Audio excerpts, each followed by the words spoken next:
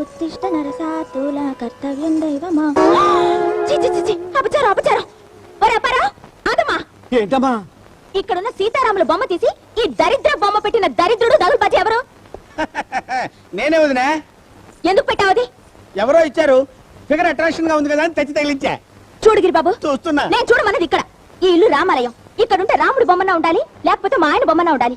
అంతేగాని మరో ఆడదాని బొమ్మ ఉండడానికి వీల్లేదు. వెంటనే దాన్ని తీసేయి. వదినా, 20లో 60 లాగా ఏంటి చేదస్తం చెప్పు. అరే, టీవీ పెడితే రాముడు బొమ్మ, రేడియో పెడితే రాముడు పాట. వరల్డ్ రోజులో ఫంక్షన్ పుచ్చుకున్న లేడీ లాగా ఈ మడి దడి కొంచెం తగ్గించి నీ ఏజ్కి తగ్గట్టు మోడర్న్ గా ఓ ప్యాంటు, ఓ షర్టు. హాయ్, నువ్వు ఆయన క్లోజ్ ఫ్రెండ్ కావచ్చు, బిజినెస్ లో హెల్ప్ చేయొచ్చు. ఆ చనువు తీసుకుని మా సొంత విషయాల్లో జోక్యం చేసుకోవద్దు. అది కాదమ్మా, ఇంత అందమైన అమ్మాయి బొమ్మను చూస్తుంటే. ఇది అందమైన బొమ్మ. బరి తగ్గించి బట్ట లేకుండా బోడి ఒళ్ళేసుకుని ఎలా కూర్చుందో చూడు. అమ్మా, తప్పమ్మా. కట్టుకోవటానికి కూడా బట్టలు లేని ఒక పేదదాని గురించి అలా మాట్లాడకూడదమ్మా. ఇది పేదది ఎందుకు అవుతుంది? దరిద్ర మొహంది. ముందు ఇక్కడి నుంచి తీదాన్ని. నిన్ను బాగు చేయటం నా వల్ల, దీని వల్ల కూడా కాదు. కాదంటే కాదు. రామనామము రామనామము రమ్యమైనది రామనామము. సీత సీత, ఈ దిక్కుమాల బొమ్మ ఎవరు తగిలించారు అక్కడ? భయ్యా భయ్యా, గట్టిగా అరకు, నేనే తగిలించా. దేనికి? వదిన, ఈ ఇంటిని రామాలయం ఉంది. దిష్టి తగలకుండా ఇల్లు కలకలాడుతూ ఉండాలి కదా, అందుకే నేను తెచ్చి తగిలించా. ఎలా ఉంది? అర్జెంట్ కదా తీసిపడి. ఏంటి భయ్యా నువ్వు కూడా 24 గంటలు ఇలా నామాలు బాణాలు చూస్తూ కూర్చుంటే దేవాలయంలో పూజారి ఉద్యోగం వస్తుంది తప్ప మూడు రాదు. ఈ ఇంట్లో బొమ్మ అంటూ ఉంటే సీత రాములదైనా ఉండాలి, లేదా నసేద్దైనా ఉండాలి. అంతేగాని మన బొమ్మ ఉంటాను వీలేదు. ముందు తీసేయ్.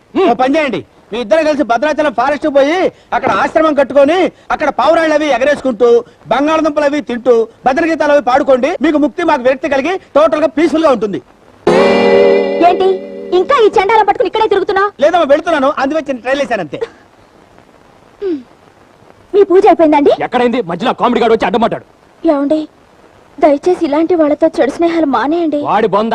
ఎంతమంది ఎన్ని రకాల క్యాలెండర్లు మార్చినా నా గుండెలో నీ క్యాలెండర్ తప్ప మరో బొమ్మ ఉండదు. నేనంటే మీకు ఎంత ప్రేమండి. ఒకే ఒక్క భార్య కదా, నిన్ను తప్ప ఎవరిని ప్రేమిస్తాను? సర్లేండి, మీ నాన్నగారు ఎక్కడా? ఒక ఊళ్ళో ఒక రాజుగారు ఉన్నారు. ఆ రాజుగారికి 7 కొడుకులు. ఆ 7 కలిసి ఒక రోజున చేపలు పట్టడానికి వెళ్ళారు. రాజు కొడుకులు అయితే చేపలు ఎందుకు పడతారు? వాళ్ళు పల్లెల్లో ఉంటారు. ఓహో, అడుగుతాయి ఏమంటారు చేస్తున్న పని? ఆ బ్లేడ్ ఇటువో. ఇలాంటి బ్లేడ్ తో కత్తిరిస్తే వేళ్ళు తెగుతాయి. ఇలాంటి కత్తిరించడానికి బ్లేడు కాదు, కత్తిరే బెస్ట్. ఉండు, ఇదిగోరా. ఫుల్గా కోసేయమంటావా తాతయ్య? ఫుల్గా కోసేసుకో. ఇది చాలకపోతే ఆ సోఫా కూడా కట్ చేసేసి. చేపలు పడుతున్నాడు, పట్టుకోని బావా.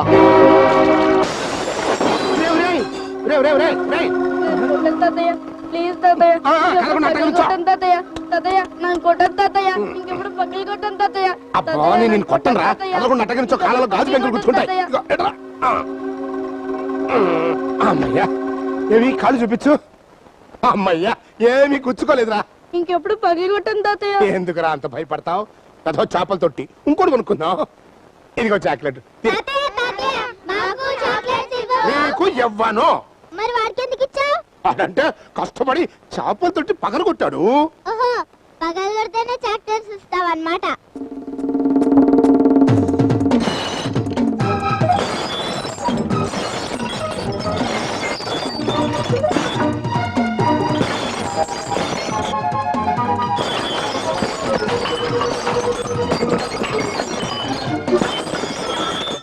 ఇప్పుడు చాక్లెట్స్ ఇవ్వు.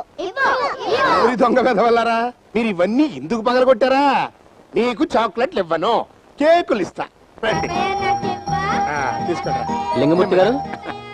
ఏం రమణమూర్తి గారు, స్కూల్ కు టైం అయింది, కాస్త మా పిల్లలు పంపిస్తారా? అలాగే. రే నాగార్జున, చిరంజీవి, స్కూల్ కు టైం అయిందంట, వెళ్ళండి వెళ్ళండి. జాగ్రత్త, కింద పడిపోతుంది. స్కూల్ బస్ వచ్చింది, మా పిల్లల్ని పంపిస్తారా?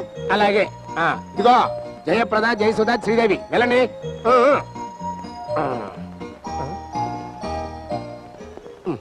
అంకుల్, మా మోహన్ బాబుని రజనీకాంత్ పంపిస్తారా? స్కూల్ కు పంపాలి. ఎందుకు పంపను? ఉంచమంటే ఉంచుతారా, వద్దంటే ఆపుతారా? తీసుకెళ్ళండి. బాధపడకండి, స్కూల్ అవగానే పంపిస్తాను. ఎందుకు? ఏకంగా IAS అయిన తర్వాత పంపండి.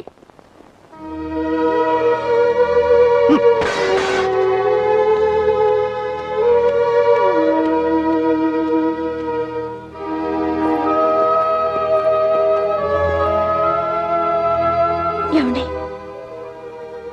సామాన్లు పగిలిపోయాయని బాధపడుతున్నా పెద్ద సామాన్లు పోతే పోనీ మళ్ళీ కొనుక్కోవచ్చు దానికి అంత ఫీల్ అవుతుంది నాన్న. నేను ఫీల్ అవుతున్నది పగిలిపోయిన వస్తువుల గురించి కాదు, వెళ్ళిపోయిన పిల్లల గురించి. వాళ్ళు మళ్ళీ సాయంత్రం వస్తారుగా మావయ్య. ఆ వస్తారు, వెళతారు. ఎవరింటికి వాళ్ళు వెళ్లకుండా ఎలా ఉంటారు? అదే మీ పిల్లలు అయి ఉంటే పెళ్ళుండేవాళ్ళు కాదుగా. పెళ్ళై 3 ఏళ్లే అయింది, అప్పుడే మాకు పెళ్ళేంటి? ఆయముడు నీతో పాటు పెళ్ళైన ఆ సొట్టముకు సత్తిగాడికి 6 పిల్లలు పుట్టారు. 3 ఏళ్ళలో 6 పిల్లల చస్తే నేను నమ్మను. 3 సార్లు కమల పిల్లలే బాయ్.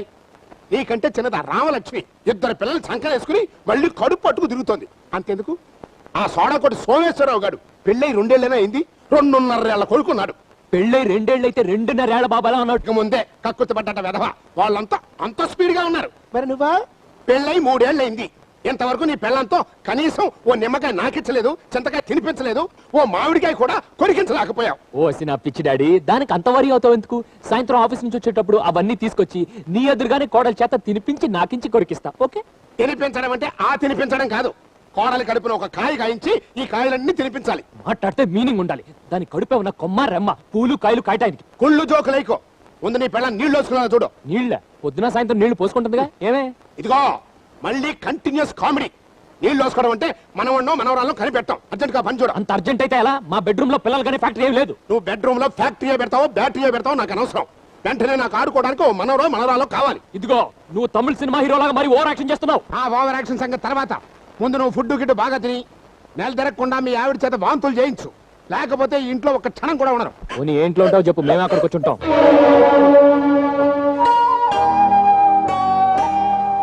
ఏంట్రా బాధపడుతున్నావా?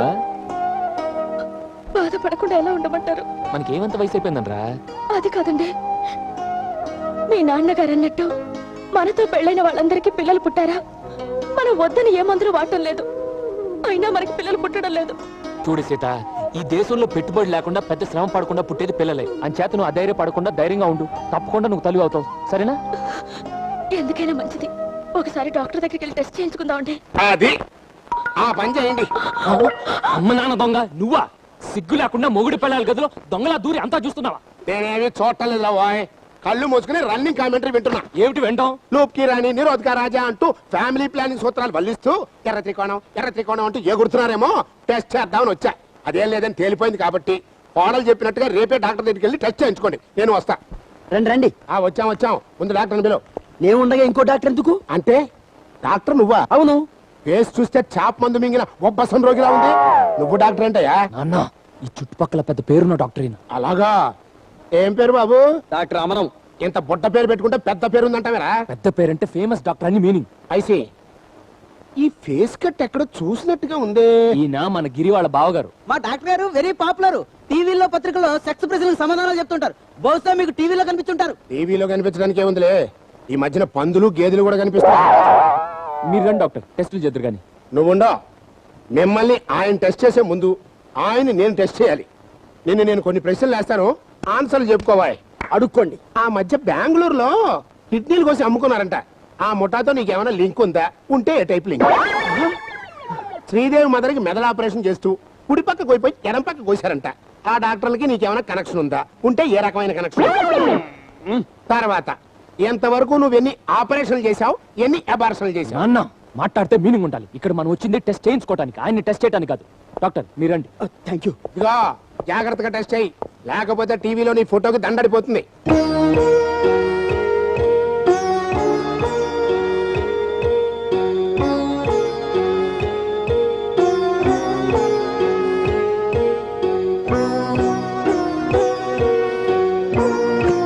బావా, మా భయ్య రిపోర్ట్లన్నీ వచ్చేసినాయా?